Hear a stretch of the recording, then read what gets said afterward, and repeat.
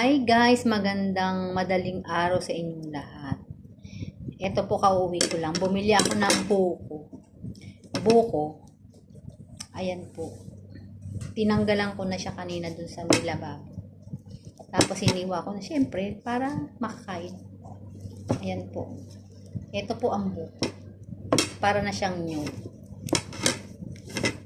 Tapos syempre, mawawala ba yung tubig niya? Ayan. Tikman natin kung masarap. Masarap siya. Masarap. Masarap. Matamis-tamis konti. Ngayon, ito naman po ito naman po ang ating titikman. Parang medyo matigas na po siya. Panggata na po ata ito.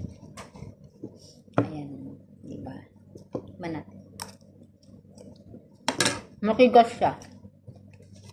Pwede na rin. Pwede na siyang panggata sa susunod. Tara po, kumain tayo.